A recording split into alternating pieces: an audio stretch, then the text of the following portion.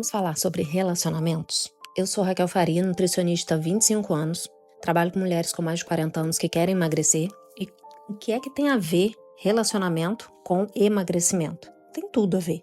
A forma como a gente se relaciona, como a gente se sente, a identidade que nós temos firmada, os nãos que nós não conseguimos dizer, as frustrações de uma comunicação difícil que gera falta de paz, conflito, tudo isso repercute na forma como você come, na sua ansiedade, na sua busca por alimentos que te trazem prazer e, consequentemente, no seu emagrecimento.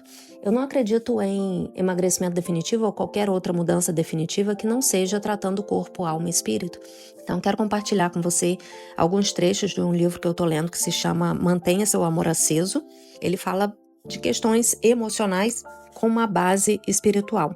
Então, aqui nesse capítulo, ele está falando sobre diálogos e fala aqui o seguinte: nada é mais forte do que o julgamento para fazer alguém erguer um muro de defesa e destruir uma conversa. E nosso medo, nós nos convencemos de que podemos fazer o outro mudar sem precisar demonstrar nossa vulnerabilidade, em vez de confiar que ele mudará quando a demonstrarmos. Isso é muito forte. Eu tenho pensado muito sobre isso, pensado sobre o fato de tirarmos o Espírito Santo do altar do nosso coração e colocarmos as nossas emoções. Quando a gente fala, fulano é cheio de si, pessoa cheia de si, ela está literalmente cheia dela mesma. Se ela está cheia dela mesma, das emoções dela, não tem espaço para o Espírito Santo agir. E o Espírito Santo vai nos quebrando, vai nos educando, nos direcionando, porque esse trecho aqui desse livro é algo muito revelador, porque eu converso com mulheres que têm tido muitos problemas no casamento e quando eu vejo, não tem problemas sérios, o problema é uma comunicação desastrosa. Ou algumas que estão vivendo problemas sérios começaram a viver esse problema na comunicação desastrosa e isso não foi realinhado e chegou naquela situação difícil, de fato difícil para resolver. Então, quando a gente conversa julgando, você cria uma barreira no outro. Necessariamente, a pessoa quer te julgar também, quer devolver para você aquela ofensa, aquela agressão. Por mais que você fale com uma voz fofa e doce, se você fala alguma coisa onde a pessoa se sente agredida, ela vai querer te devolver isso, ou ela vai se calar.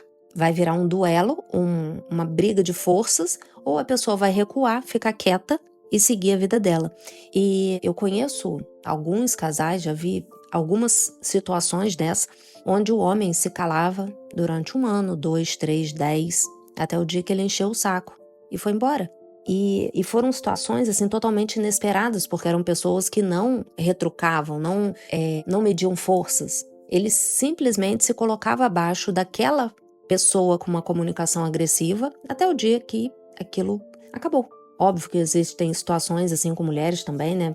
Mas é porque agora, enquanto eu falava, me vieram à cabeça algumas situações, alguns casos que aconteceram com homens, com mulheres com uma comunicação agressiva. E por que eu lembrei disso? Porque eu tenho uma comunicação agressiva. Pelo meu perfil comportamental, a minha forma de falar é muito direta, muito incisiva. Eu fui criada de uma forma, de maneira que eu tenho uma observação, salta aos meus olhos um julgamento, uma crítica, uma correção. Isso está errado, assim que é certo. Isso daqui deu errado porque você não fez a coisa certa. Você está sofrendo isso, essas consequências, porque, lógico, olha o que você fez. Você plantou melancia e queria colher o quê? Limão? Não tinha como. Porque eu fui educada dessa forma. Até hoje, eu tenho 49 anos, até hoje, se minha mãe, por exemplo, entrar na minha casa e eu tiver com o cabelo molhado, e depois ela me vê dando um espirro, ela fala pra mim, tá vendo? Tá de cabelo molhado, tá espirrando. Então, sempre houve uma associação do problema com alguma atitude que eu tinha cometido. E isso, obviamente, ficou no meu subconsciente. Porém, se eu me esvaziar de mim e der espaço para o Espírito Santo agir, me mostrar as minhas fragilidades, os meus problemas, os meus defeitos, as minhas questões emocionais que foram desencadeadas ao longo da minha vida e deixar, de fato, Deus me tratar, me colocar verdadeiramente aos pés dele e pedir que ele me ajude a mudar, ele vai fazer isso. Então, pensa sobre isso. Comece a ler livros que te ajudem a enxergar. Alguns dias atrás eu ouvi a Camila Vieira, que é a esposa do Paulo Vieira, compartilhando sobre uma situação muito parecida com essa, e ela dizia assim, eu não consegui enxergar isso. Eu era completamente cega.